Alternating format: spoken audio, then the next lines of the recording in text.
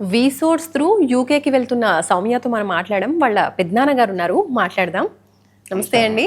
నమస్కారం. సో మీరే సౌమ్యని వీసోర్స్ కి తీసుకొచ్చారు అని కూడా చెప్పింది సౌమ్య. సో ఏం చెప్తారు వీసోర్స్ గురించి? మేము చెప్పేదంటే ఏం లేదమ్మా, మాది మిడిల్ క్లాస్ ఫ్యామిలీ అమ్మా. ఇప్పుడు మా తమ్ముడు గారు వచ్చేపాటికి ఏలూరు జూట్ మిల్లో వర్క్ చేసేవాళ్ళు. ఆ వర్క్ కూడా అది వాళ్ళు అనివార్య కారణాల్లో ఆ జూట్ మిల్ క్లోజ్ చేయడం వల్ల వర్క్ కూడా లేదు.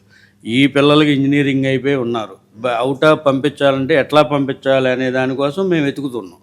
అప్పుడు మేము యూట్యూబ్ ద్వారా చూడగానే వీసోర్స్ వారి ఇంటర్వ్యూ చూసి మేము దానికి ఇన్స్పైర్ అయ్యి వచ్చి సార్ని కలిసి వారి ద్వారా ప్రొసీడింగ్స్ చేస్తున్నాం. సో ఎలా అనిపించింది వీళ్ళ సర్వీస్ కావచ్చు, మీకు స్టార్టింగ్ నుంచి కూడా లోన్ ప్రాసెస్ వీటన్నిటిలో ఎలాంటి హెల్ప్? మాకు ఆమోదకరంగా ఉందమ్మా. మాకు ఏమీ తెలియకుండా మేము వీళ్ళ నమ్మి వీళ్ళ దగ్గరికి వచ్చాము. తేజ సార్ కానీ మిగిలిన వాళ్ళు కానీ బ్యాంక్ స్టాఫ్ కానీ ఎవరైనా సరే మాకు తెలియంది ఇట్లా మీరు ప్రొసీడింగ్స్ అవ్వండి అని చెప్పి వాళ్ళు మమ్మల్ని మొబిలైజ్ చేసి ఆ లోన్ ఫండింగ్స్ కానీ మిగిలిన కానీ ఏదైనా కానీ వాళ్ళు మాకు చెప్పి చేయిస్తున్నారు.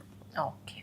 సో ఇలాగే మీలాగా పేరెంట్స్ ఎంకరేజ్ చేసేటువంటి స్టూడెంట్స్కి, స్టూడెంట్ అబ్రాడ్కి వెళ్ళాలి అనుకున్న వాళ్ళకి వీసోర్స్ గురించి ఏం చెప్తారు?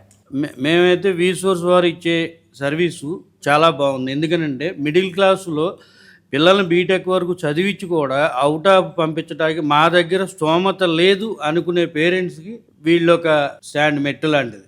సో డబ్బులు లేవు అని ఆగిపోకుండా ఫ్యూచర్ ఎడ్యుకేషన్ కోసం, అబ్రాడ్లో ఎడ్యుకేషన్ కోసం ట్రై చేస్తున్న వాళ్ళు తప్పకుండా వీసోర్స్ని ట్రై చేయొచ్చు. వీసోర్స్ని ఫాలో అయితే వాళ్ళు ఏంటంటే మీ దగ్గర డబ్బు ఉంది లేదు అనేది వాళ్ళు అక్కడ క్వశ్చన్ చేయట్లేదు.